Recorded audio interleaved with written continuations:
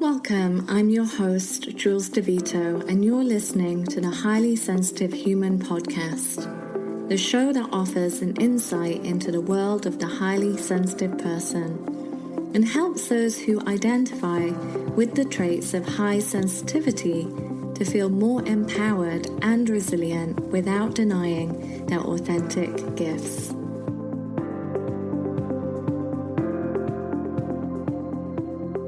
Okay, so welcome, Jole, and thank you so much for being on the podcast today. I'm really excited and looking forward to this conversation. Thanks very much for having me, and I'm also excited to discuss something in depth with you. So obviously this podcast is all about being highly sensitive, and I always like to ask, what's your experience of being highly sensitive? Is it something you relate to personally? Yes, very much so. Though for many years I didn't have a word for it, I didn't have a label for it. Other than, I'm part Italian, my mother was Italian, so there is actually a word for it in Italian, which basically refers to the vagus nerve, to that part of our system that then it says that you have a sensitive part of that system.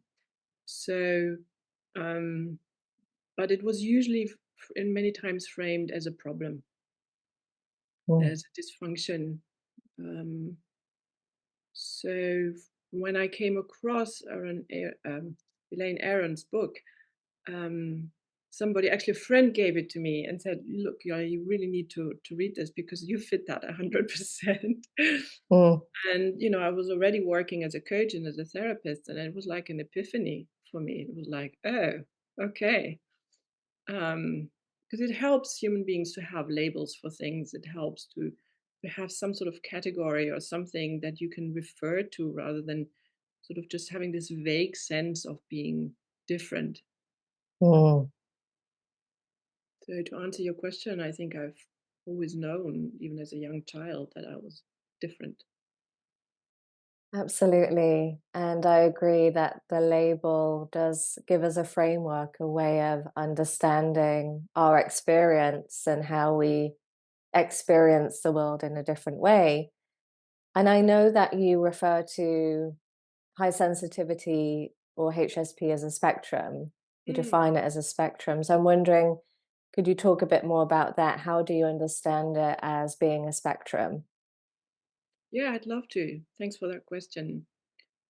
So, once I sort of understood that this was a temperament or something that people to a large degree are born with, I realized that most of the clients that came to me were actually highly sensitive people. Mm. That's how it works many times. We attract the people that actually need our support or that are similar to Right. what we can offer. And so I really dug deep, being also a scientist. I started out as a biologist, actually. So um, there's always a part of me that says I want to understand. And working with people, it just occurred to me that there are high sensitivity is not one thing. That the people that were in front of me had different traits. They had a different emphasis on a combination of traits. Let's put it that way. And I then realized different clusters need different help or different support because they have another, use that word again, a different set of challenges. Mm. And then I also, and within that process, I realized that my thinking, high sensitivity and high empathy is mixed too often into one bag. Mm. I know quite a few of highly sensitive people that would fit into that category that are not highly empathic.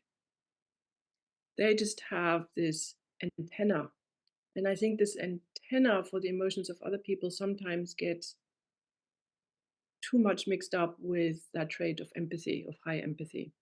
Mm. Um, so at a certain point, because I'm very interested in the highly sensitive that carry that trait of leadership, of wanting to really bring change, to our society and to the world that have this impetus of, I'm going to have to do it, or I want to do it. Yeah. Mm, I realized that in order to do that, I needed to differentiate. And so I came up with that spectrum that for the moment, is that you have all the traits that Elaine Aron describes in her DOES. Yeah. mhm, Depth of processing, the overstimulation, emotional reactivity or empathy, and then sensing the subtle, which is mm, something I think that makes you a highly sensitive person. But then you can have um, individuals that have high sensitivity, high empathy added in on top of it, meaning they have two things that they actually have to deal with. You're very, very empathic, and you are highly sensitive.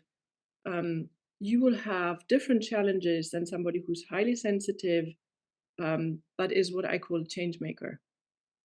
Yeah, so that would be another category. And within that spectrum, or you have introverts and extroverts, they mm, have a different way of expressing high sensitivity. Then you have people that are also, let's call them high potential people. Yeah, not every HSP has a high potential.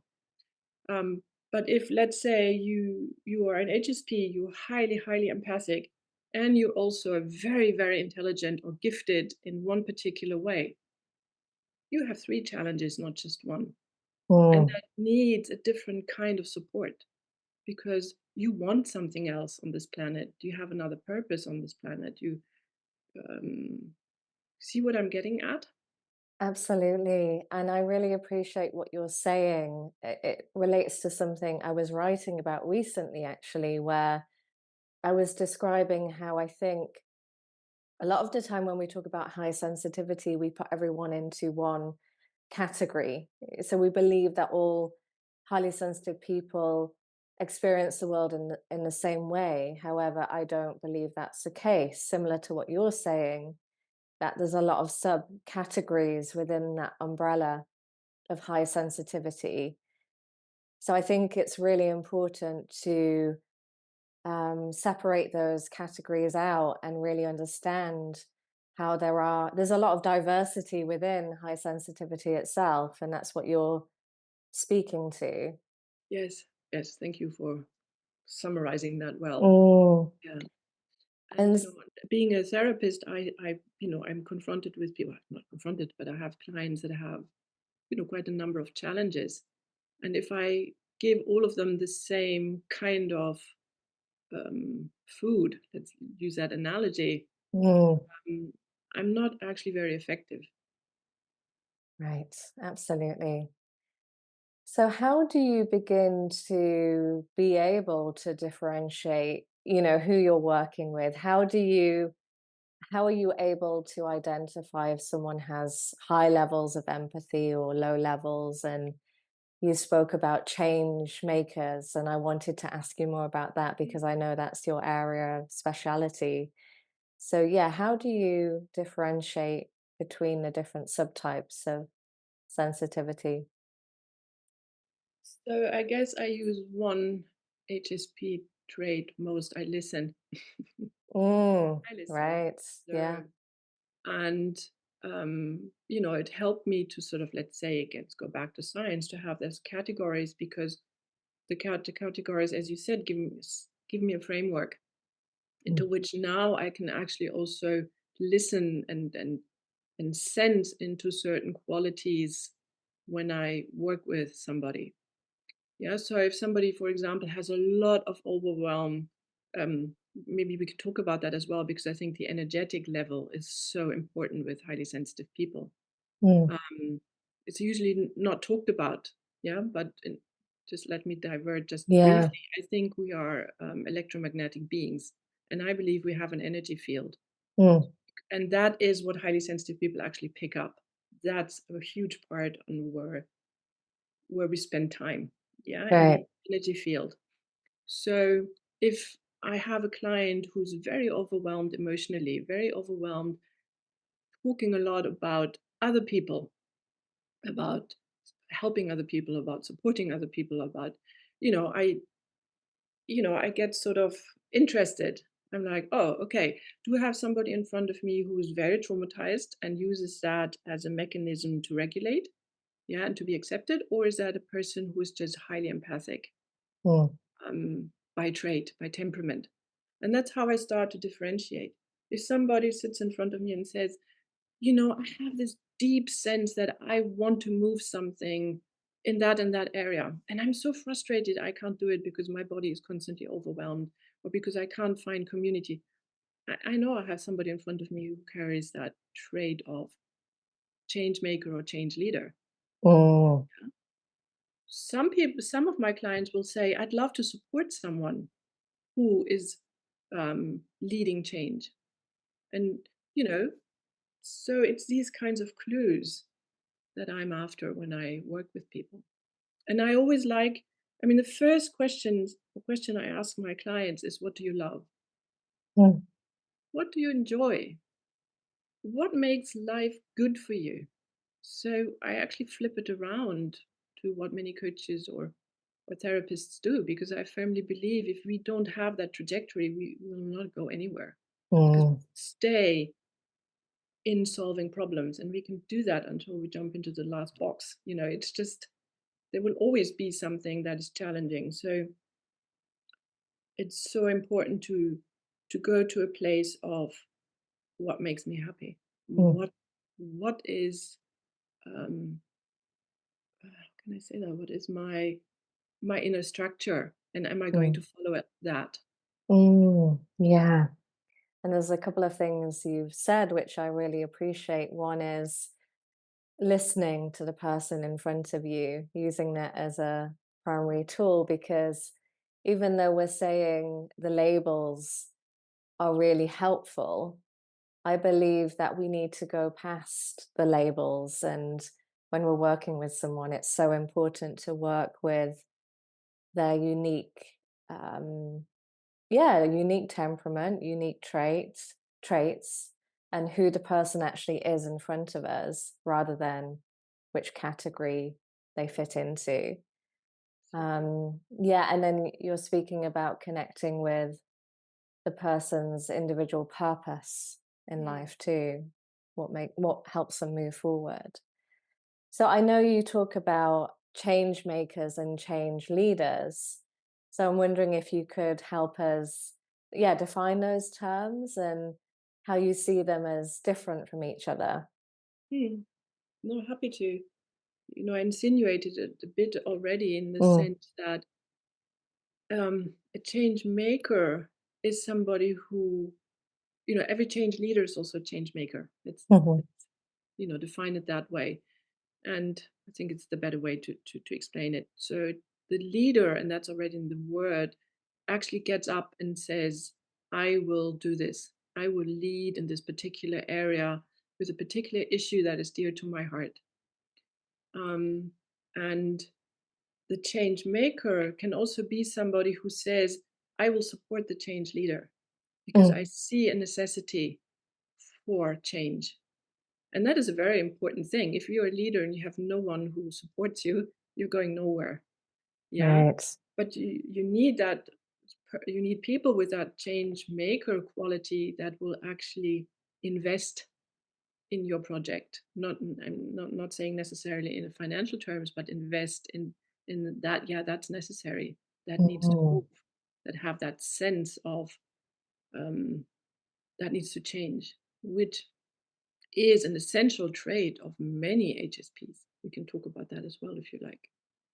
But yeah. not every HSP has that structure, inner structure. And that's where I really liked, we talked briefly about that, the podcast you did with Sasha Chapman that Mm, talks about um, high sensation seeking, which was an eye opener to me, really, because um, it taught me something about myself I wasn't quite aware of before. I was aware of it as something working in me, but I didn't have a label for it, which I now do. mm, Um, and it made me think whether actually highly sensitive change leaders have that trait. And I think I should probably include that in my spectrum um, because it has that element of daring, of having that impulse of that comes from inside of I can do this and I want to do this, even if it's challenging with other parts of my high sensitivity, like it challenges my nervous system, or it challenges old beliefs that I have, or it challenges my introvert, but I need to do this. And that's Right. the change leader. Mm. Yeah, and it's also something I can really relate to personally. And I know that you have this belief that most highly sensitive people are change makers. Is that correct? Yeah, I think, well, yeah, one can say it that way. I think that we all care because we sense so much of the subtle. We sense Mm, so much of what is in the room. um, we could talk about, many of these traits. We are system thinkers.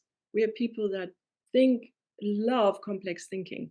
And mm, when you structure that way, you realize when things go wrong. You can actually, you have this uncanny sense of, I would have to make a movement, which is not easy on a podcast, but it's like, you know, it's like a radar screen where things pop up. And because we have that ability of depth of processing and love for systems and complex things, which, can be a problem, but it's also a huge gift because mm. we are the ones that say, oh, look, there, there. Right. Um, and that, I think, relates to that change maker aspect of, because we are so community oriented, let's get together, guys, and do something about this. Mm, Okay. mhm, So it's not that alpha type of, I want to really stress that. It's a different kind of leadership to what at this point, the aggressive sort of lone wolf, um, I will, pull people into this and I will make them do what I need to. It's not that kind of leadership. And I call it the sensitives way of mm. leadership. Yeah. So, yeah. So could you describe a bit more about what that looks like? You mentioned community, bringing people Hmm. together, and how else might that show up in highly sensitive change makers or change leaders?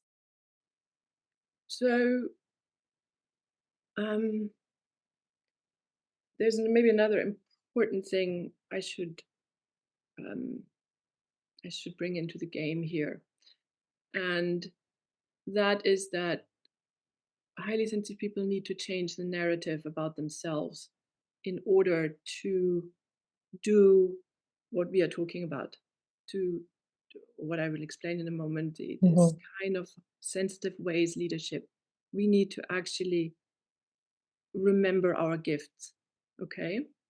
So, and in tandem with that is what I really believe, and that is part of my work, is that we are the missing link in in what needs to change in the society. I mean, you just look around, there's chaos yeah. everywhere.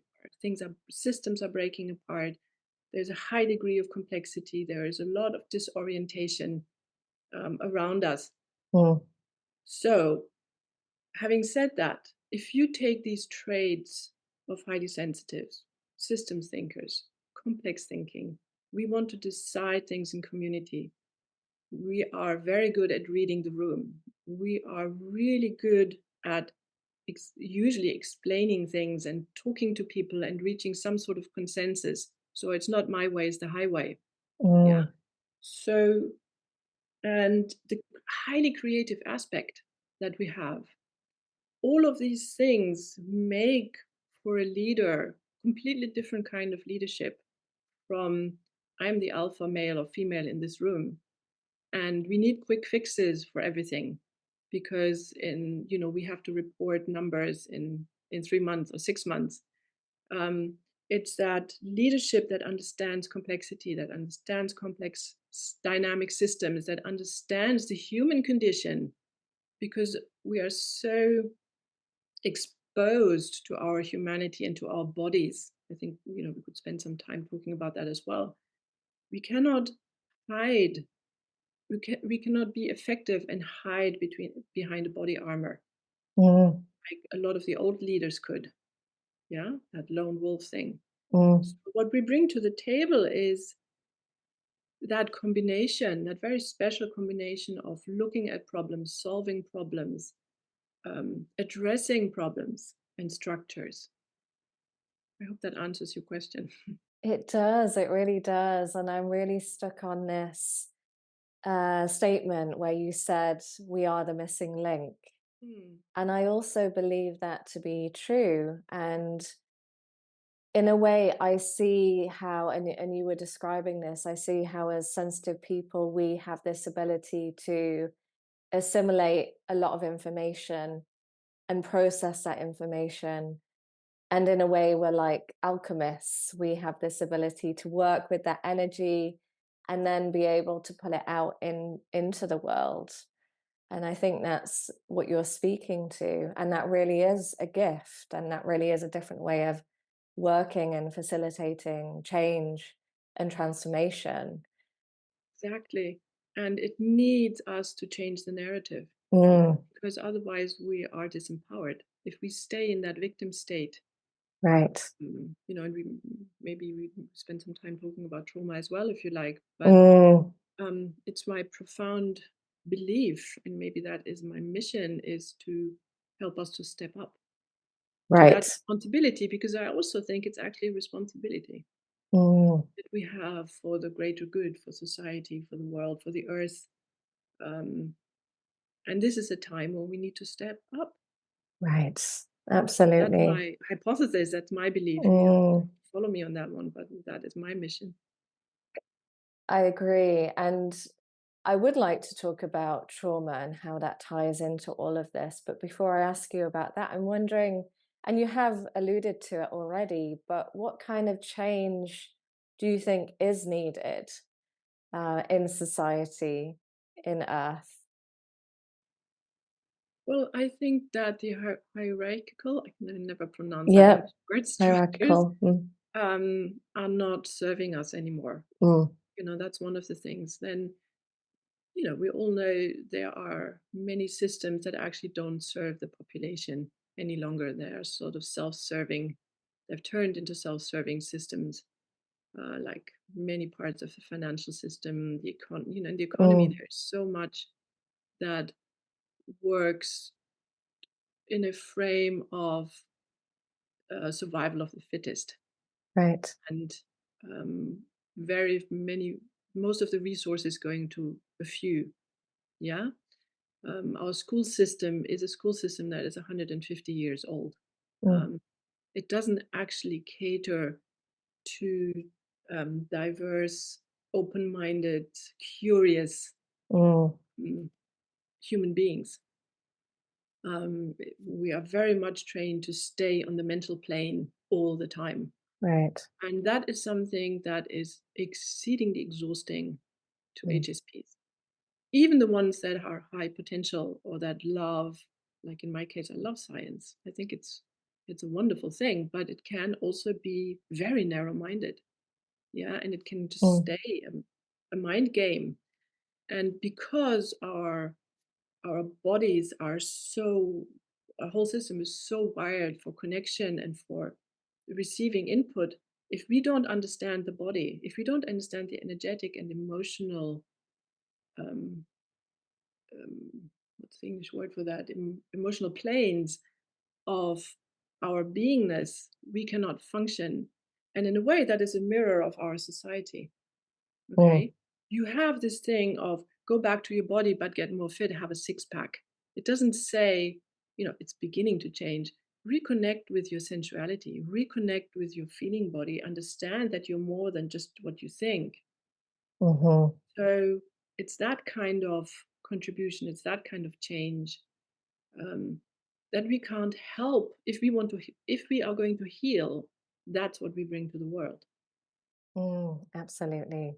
And I really agree with that. And I often speak about other ways of knowing and highly sensitive people, how we know information, not just through the mind, but through energy, through the body, what you're speaking to. And it's so important that we validate those ways of knowing Yeah, and and not include just them. for, not Mm, just for HSPs. We have right. talked about that before. I mean, for everyone, because Mm, being a biologist, I deeply understand that we are feeling beings. We are Mm, feeling beings, not thinking beings.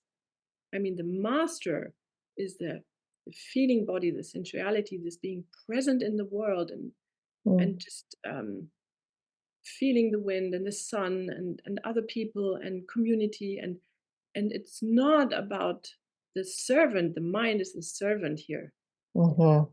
and because of the way we are structured, we cannot help but being that way, and we get ill if we don't accept that. Right. Yeah. But we Yeah. can also teach other people that are not HSPs because they also have this hunger.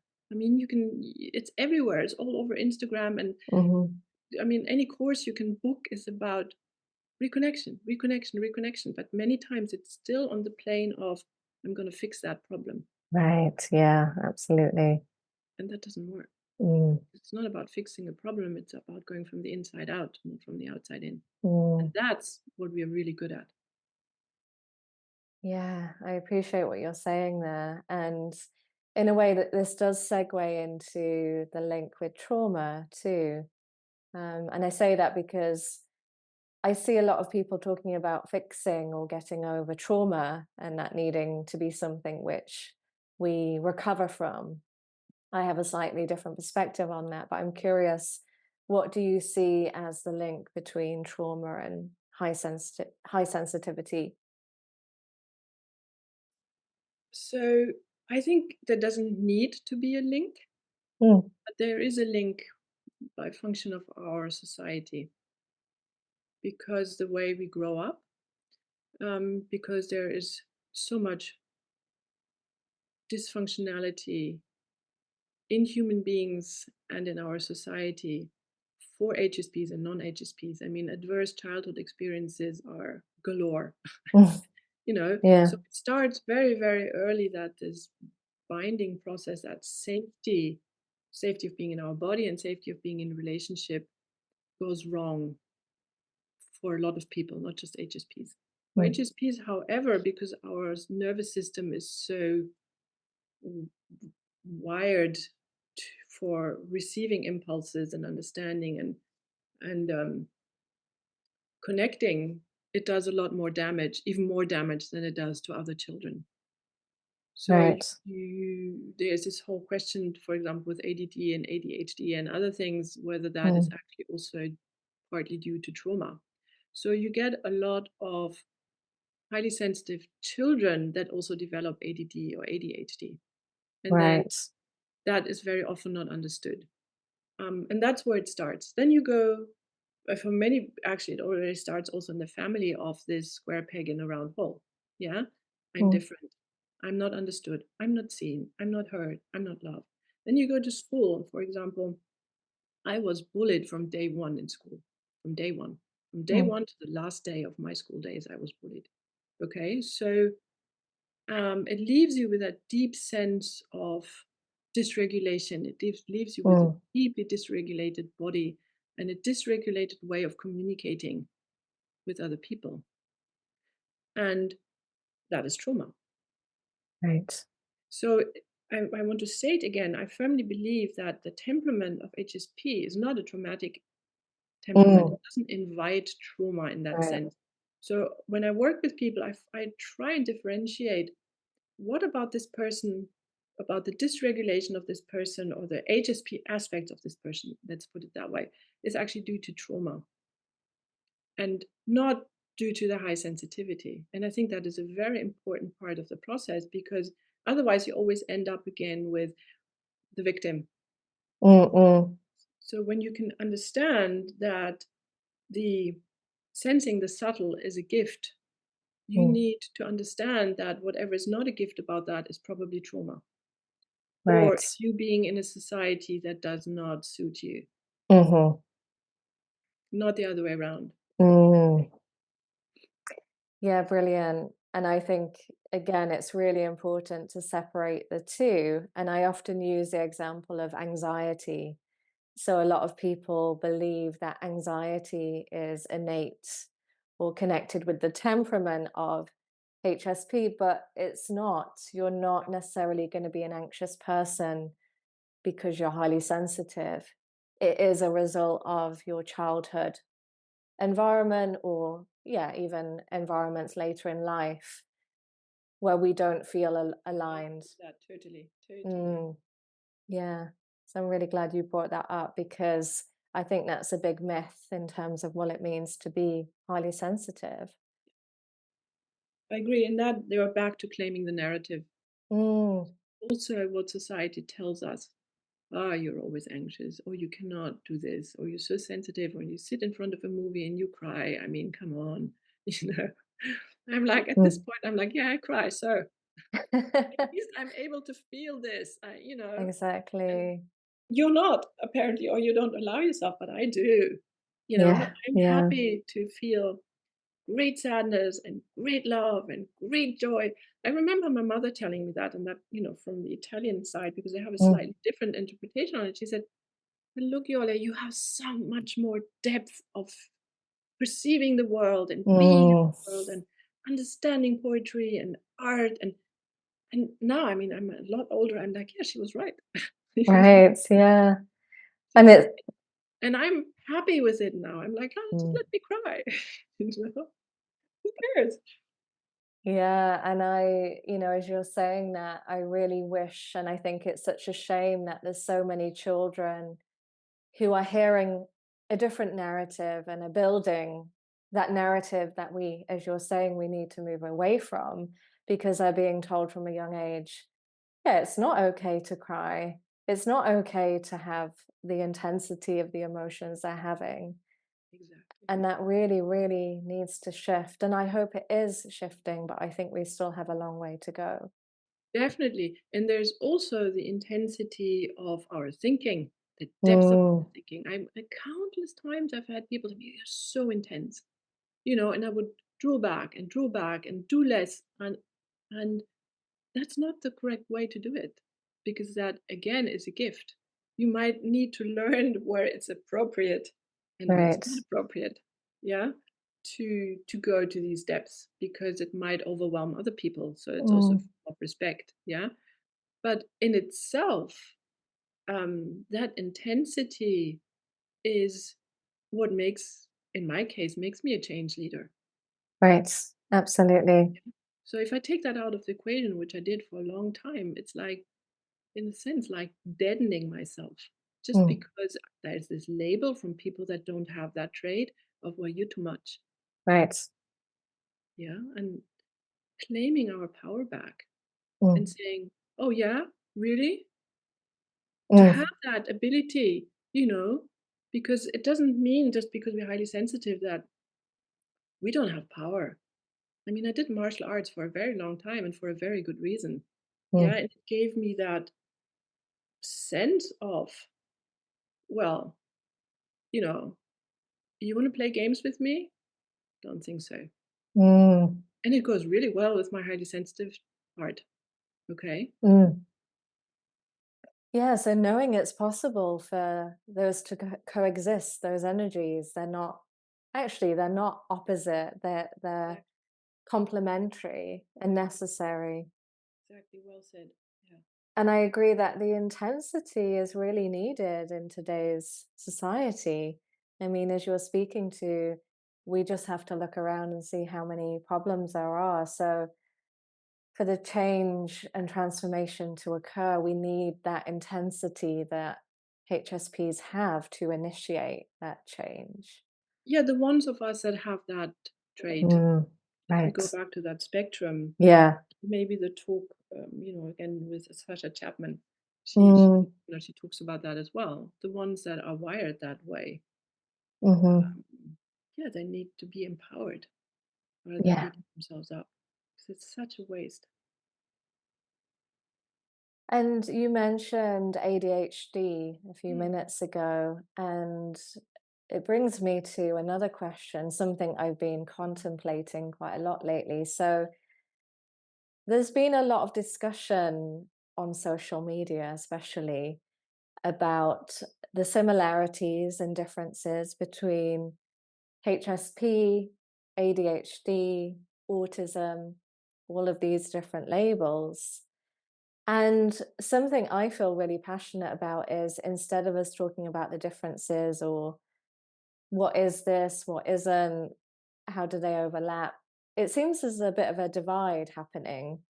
I don't know if you've noticed that too. I've just noticed there's been a lot of disagreement.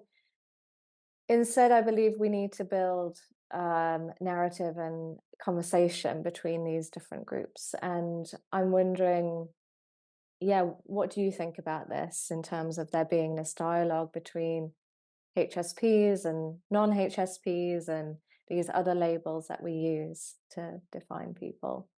So um, let me sort of deal with your first question and then Mm, go back to the non-HSPs. If I forget, please remind me. absolutely, yeah. um, I have a slightly different way of looking at that, and maybe that's due again to the biology background. Mm, Um,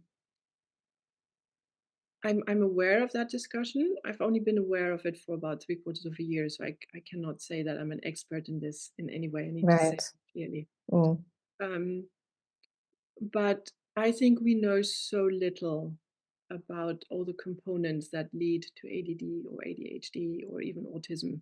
mm, There's this discussion, for example, that it might actually be due to um, um, toxic ingredients in the environment. mm, Yeah, for example, autism. So there are many hypotheses about how this actually, why a person has that. Let's call it a challenge. Yeah, and then I find it, I find that discussion of labeling things in that sense not very helpful, because again we're back to that discussion of individuality. mm, So, for example, for ADD, there's this really interesting approach that says there are sort of early reflexes that were not integrated into the nervous system, um, that then can lead to ADD.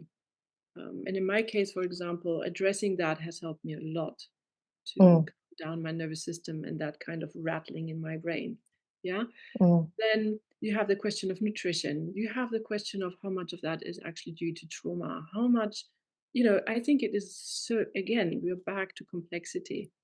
Um, mm, so maybe in one individual, the high sensitivity and the ADD are actually, or the challenging parts of it are actually really due to a high degree of trauma. mm, In another person, it might have been that, you know, while the child was developing, there were a lot of toxic metals, or I don't know what, in the mother's bloodstream. And then that's why something else develops. mm, And that's why I'm very careful in decisions. mm. I see overlapping things and I find the discussion very interesting. But I honestly have to say I haven't made up my mind yet. Maybe I never will. The Right. thing with complexity. Mm, I tend to go with what I learned from very, very good teachers in college, and that is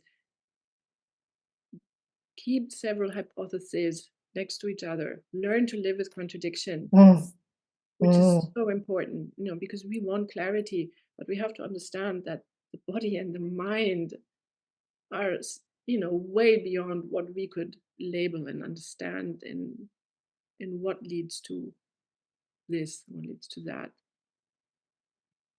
So I'm humble that way, maybe yeah. being humble. And I really like how you've described that, just dealing with the complexity and knowing it's not black or white. We won't be able to have a definite answer, or we can't separate them completely from each other. Not Mm, yet. Maybe someday we will. mm, Not not yet. And then you had a mm. second part of the question. The Yeah. non-HSPs, right? Yes, exactly. And there being dialogue Mm. between.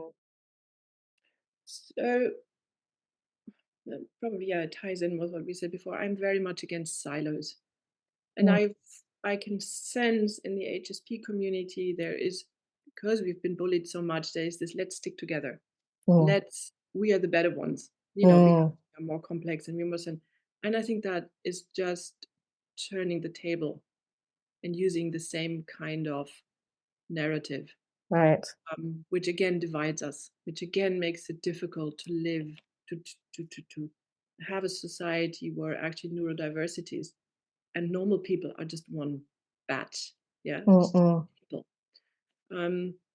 And if we're referring to the change leader aspect or the change maker aspect, I profoundly believe that there are skills that most highly sensitives don't have.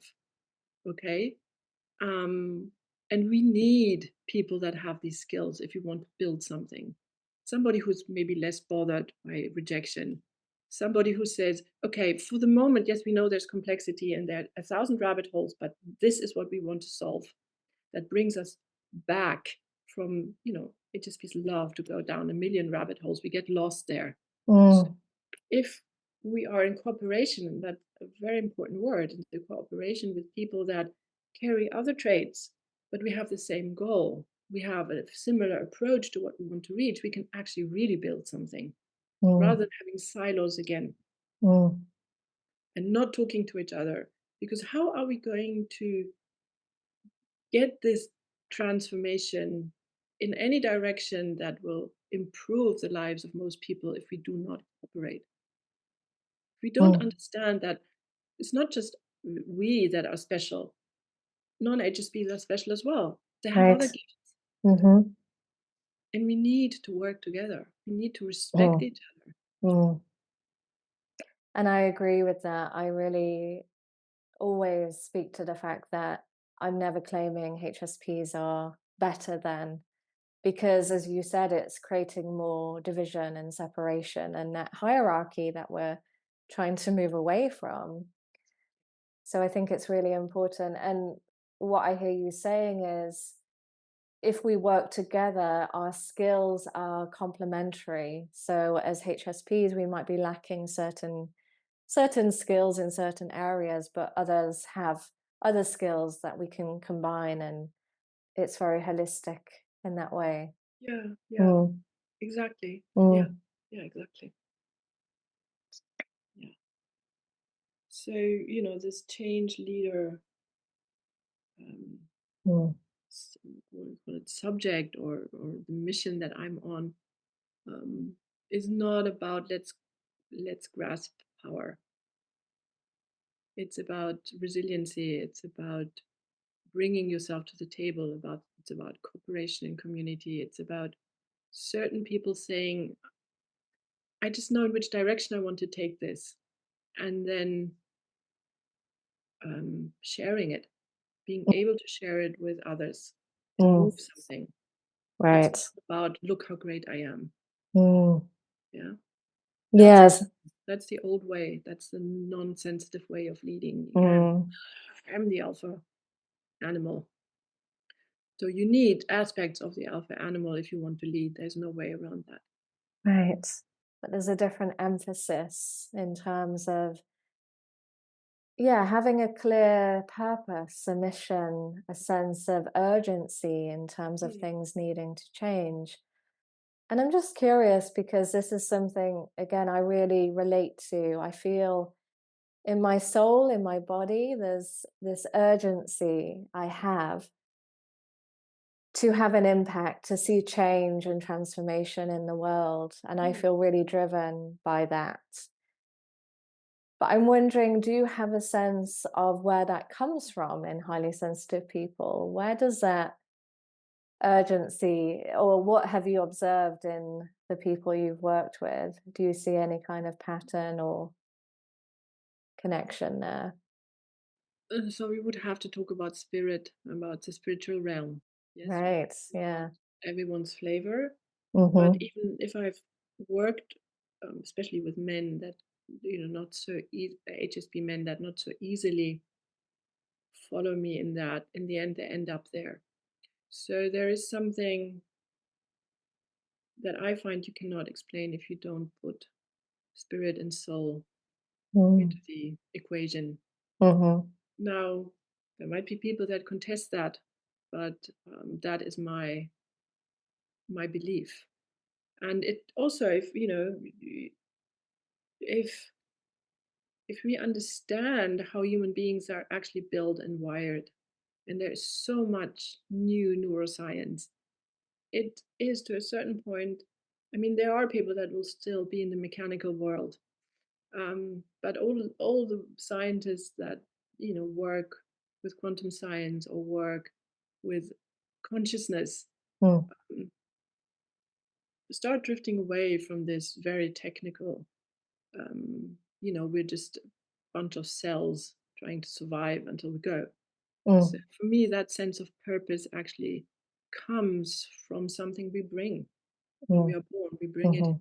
with us, Right. and we have all the tools to actually do it. Mm, It's just that the way our society is built interferes with it. So if I can just quickly say, for example, in other societies, HSPs were shamans. mm, They were maybe not the war leaders, but the peace leaders, mhm, were the healers. Yeah, and they were highly respected for it. So mm. there are other models uh, Right. for societies, um, for having it work in sense of a team. Mm, mhm. Yeah, it's having a different purpose. We play a different part in the community in that sense. Yeah, and maybe because we have, let's agree on that term, that soul connection, so Mm, openly wired. And I say openly wired because you can't help on seeing and sensing that in other people. mm, Yeah. So it's not something that we can keep to ourselves. It's just, I think that is one of the most beautiful things about most HSPs is that when you actually really look at them, and now I have to say, I've always been able to read bodies. And I mm, can't tell you why, but I read bodies. It is something that is completely obvious that mm, their soul is just here to say, I want to play, I want to be here, I want to feel, I want to experience, I want to have highs and lows and find out and be creative. mm. Yeah. Yeah, beautiful. And I really resonate with what you're saying. I do believe also it's a soul a soul purpose, and we have to bring that into the equation. And of course, how you define soul or spirit is up to the individual. We can all define it in a different way, but I think it's necessary to bring that into the picture. Yeah. And sometimes my simple question that I ask my clients, what do you love, is enough. Mm, That's what soul is about. What do you love? mhm, mhm. Yeah, beautiful. So I also want to ask you, and this is a question I ask everyone who comes on the podcast. Do you have a favorite book, quote, anything you'd like to share with the listeners today? Well, one of my favorite quotes is by Oscar Wilde, who I think was an incredible human being, and that's "Be Hmm. yourself. Everyone else is taken." Can you say that one more time? Be yourself. Everyone else is taken. Mm, that's brilliant, isn't it? So simple, but so profound. Very profound. Yeah. Very profound for the path we're on. Mm, And the book, yeah, there's a book that's called Electric Body, Electric Health, and it's by Eileen Day McCusick, and it talks about the human biofield. okay. Mm, And it really we would kept coming back in this talk to mm, the energy field, to yeah. soul, to this other realm that HSPs are so good in sensing. And I really like her approach on this. There are wonderful exercises in there, and she really builds that up in a way that makes my scientist happy. Mm, brilliant. Yeah. So I would, anybody who's interested in seeing how that how you could describe that wiring that I was Mm, alluding to, that we are feeling beings who want right. to understand that better. I think her book is one of the best ones. Thank you for sharing that. Yes, I'll put the title and the author in the show notes for people to access. And I think it's really important too, because I also, yeah, have experience working with energy. I'm a Reiki practitioner, and it's something that's always been fundamental to how I see the world. Yet I know it's often perceived as being quite woo woo or not scientific. So I think to bring a scientific component into understanding the energy field is really important and helpful for people to access. There's so much science on this out there, so Yeah. don't despair. I mean, it's just a question of knowing where to look. Exactly, knowing where to start. Yeah. And there's lots of woo-woo stuff, let's say that very clearly. There's also stuff where I would say that's way out, Yeah. or that has, I'm not quite sure I understand the basis of it. So again, one needs to differentiate and really, sense into yourself, is there truth in here, or is that just woo-woo? Right. Yeah, that discernment. Rehashed woo-woo. I call it rehashed woo-woo. I love that. It's a new term. Yeah, so using our discernment as HSPs, which I think we have that skill, that intuition. Exactly. So thank you so much for this incredible conversation. I'm just wondering if there's anything else you wanted to add. Is there anything we haven't spoken about today that you wanted to speak to? No, I actually don't think so, other than sort of concluding to be happy about your gifts, use them. Right. Self-love is Mm, so important for everyone, but especially for people that were always told that there's something wrong with them. Go to self. right. That's the key that's the basis for transformation into your power. Yeah, beautiful. Fixing from the outside, not Mm, whatever you're going to sort of fix needs to land in self-love. mm, That's the key. yeah. I think that's a brilliant note to conclude on, celebrating our diversity, our differences, and our uniqueness. So thank you again. And where can listeners go to stay connected to you? Do you have a website, social media? And I will put the links in the show notes for people. Yeah, I have a website and it's bilingual, so it's in German and in English, Mm, and it's called www.integralcoreproject.com, mhm. and I'm on social media, on LinkedIn.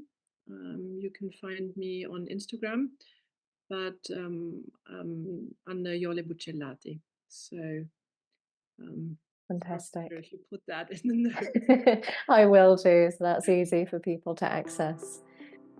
Thanks for joining me today on Highly Sensitive Humans. Make sure to visit my website, highlysensitivehumans.com, where I also offer one-to-one coaching for highly sensitive people, and a members area with monthly community meetings.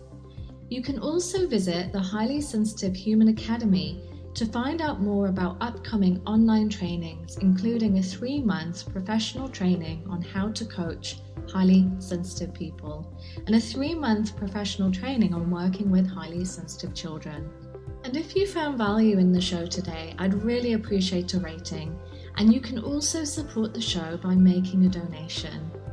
Your donations are what enable the production of the podcast and enable the show to keep running.